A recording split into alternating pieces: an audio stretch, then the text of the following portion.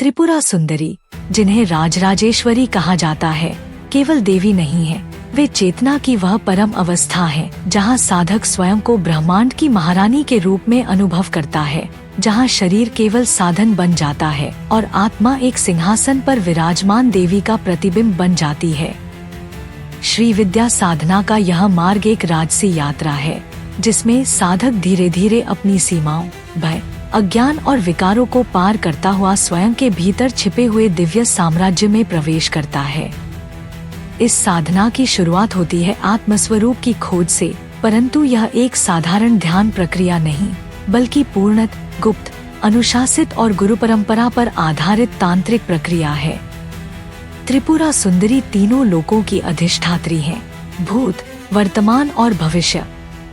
वे तीनों अवस्थाओं की अधीश्वरी हैं, जागृत, स्वप्न और सुषुप्ति। उनकी साधना केवल ध्यान नहीं, बल्कि चेतना की रचना है। श्री यंत्र, जो त्रिपुरा सुंदरी का दृश्य रूप है, केवल एक रेखा चित्र नहीं, बल्कि एक जीवंत, सांस लेने वाला ब्रह्मांडीय मैप है। इसमें 9 आवृत त्रिकोण हैं, 4 ऊपर की ओर और 5 नीचे की ओर, जो शिव और शक्ति की मिलन स्थिति का संकेत देते हैं। साधक जब इस यंत्र पर ध्यान करता है, तब वह प्रत्येक त्रिकोण में प्रवेश करता है, स्वयं को उसकी ऊर्जा में विलीन करता है और इस प्रकार भीतर एक सूक्ष्म यात्रा शुरू होती है। यह यात्रा केवल बिंदु तक पहुंचने के लिए नहीं होती, बल्कि स्वयं को बिंदु, वह परब्रह्मा स्थिति बनाने की साधना होती है। श्री विद्या साधक को बताया जाता है कि जब तक उसकी चेतना मूलाधार से ऊपर नहीं उठती, तब तक वह केवल शरीर है, एक जीव है, एक कर्ता है। परंतु जैसे ही वह कुंडलिनी की सीढ़ी पर चढ़ना शुरू करता है, वैसे ही वह साक्षी बनता है, फिर उपलब्ध और अंत में पूर्ण। राजराजेश्वरी की साधना में साधक को अपनी समस्त इंद्रियों का संयम करना पड़ता है, क्योंकि देवी के इस रूप का आवाहन एक साधारण भावनात्मक अनुभव नहीं होता, यह एक भयावह, गहन, परिवर्तनकारी अनुभव होता है। जैसे जैसे साधक यंत्र के भिन्न चक्रों और बिंदुओं पर ध्यान करता है, वैसे वैसे उसके भीतर की विकृतियां सतह पर आती हैं, काम, क्रोध, लोभ, मोह, मद, मात्सर्य। इन विकारों को वह देवी की ज्वालामुखी ऊर्जा में समर्पित करता है, यहाँ तक कि उसकी आह तक इस ऊर्जा से जल जाती है। त्रिपुरा सुंदरी को राजराजेश्वरी इसीलिए कहा जाता है क्योंकि वे केवल देह की देवी नहीं है, वे मन और आत्मा की साम्राज्ञी हैं।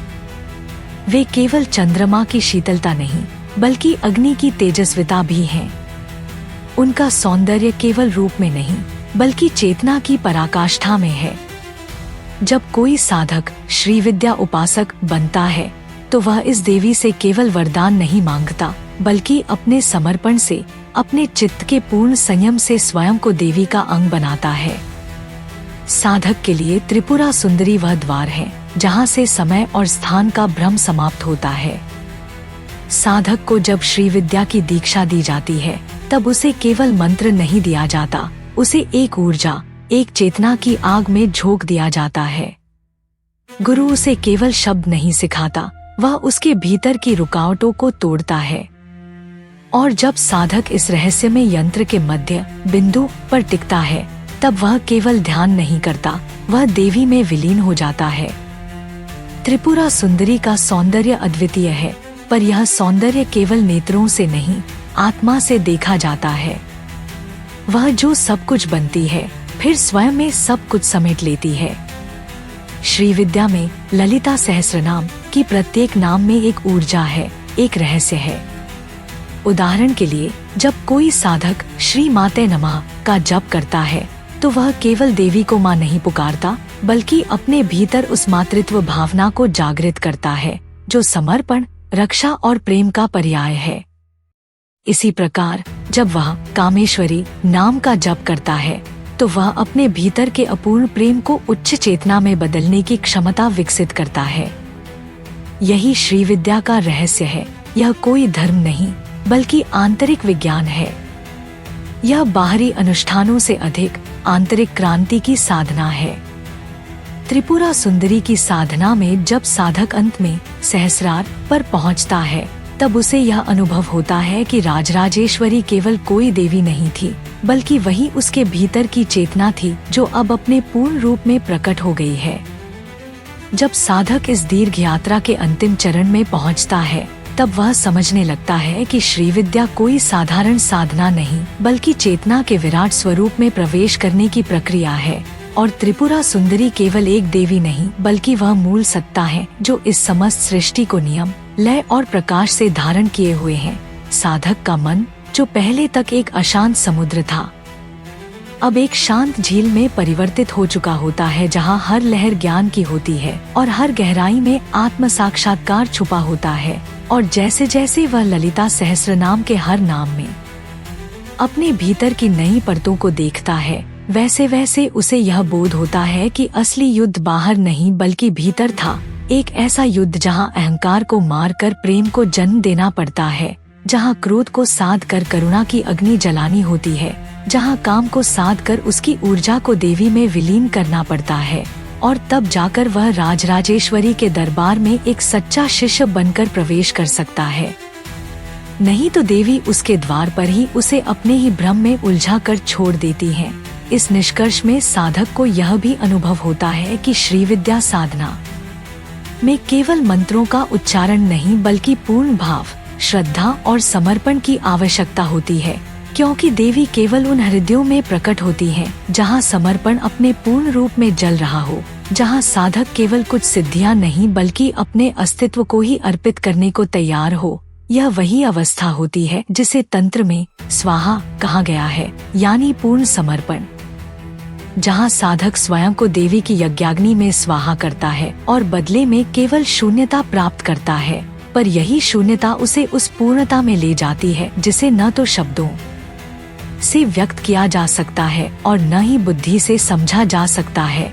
त्रिपुरा सुंदरी की साधना में यह अंतिम अवस्था संपूर्ण विलय की होती है, जहां साधक और देवी के बीच का भेद मिट जाता है, जहां साधक का चित्त इतना पारदर्शी हो जाता है कि उसमें केवल देवी का ही प्रतिबिंब दिखता है, जहां वह अपने शरीर को केवल एक मंदिर मानता है और अपने प्रत्येक श्वास को एक जप, एक अर्घ्य, एक हवन समर्पण मानता है।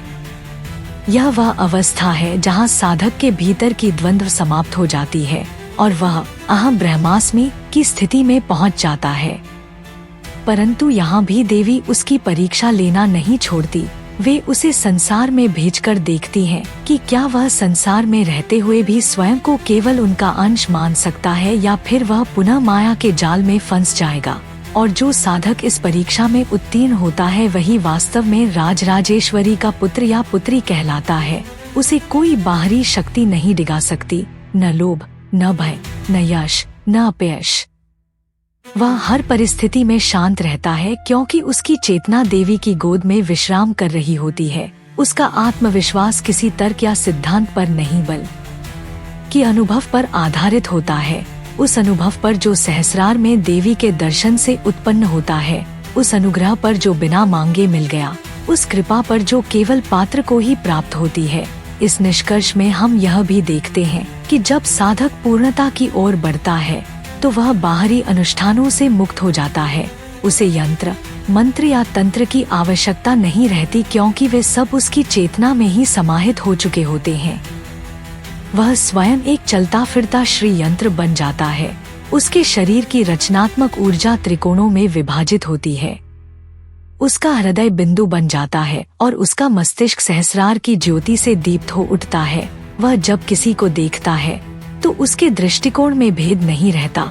हर आत्मा में वह उसी देवी की झलक देखता है जो कभी केवल एक मूर्ति या एक नाम थी, अब वह सजीव हो चुकी होती है। यही वह अवस्था है जहां साधक को कोई उपदेश नहीं देना पड़ता। उसकी उपस्थिति ही उपदेश बन जाती है, उसका मौन ही मंत्र बन जाता है, उसका जीवन ही यज्ञ बन जाता है। और यही श्रीविद्या की वह महानता है जो किसी ग्रंथ, किसी विद्वान, किसी शास्त्र से नहीं समझी जा सकती, बल्कि केवल स्वयं की साधना, समर्पण और तपस्या से जानी जा सकती है। और तब जाकर वह साधक जो कभी प्रश्नों से भरा हुआ था, अब केवल एक उत्तर बन जाता है। और वह उत्तर यही है, मैं ही वह हूँ जिसे मैं खोज रहा था। सर्वम खल्विदम ब्रह्मा, यानी यह संपूर्ण ब्रह्मांड ही देवी का स्वरूप है और जो इसे जान गया वही वास्तव में श्री विद्या का सच्चा उपासक है।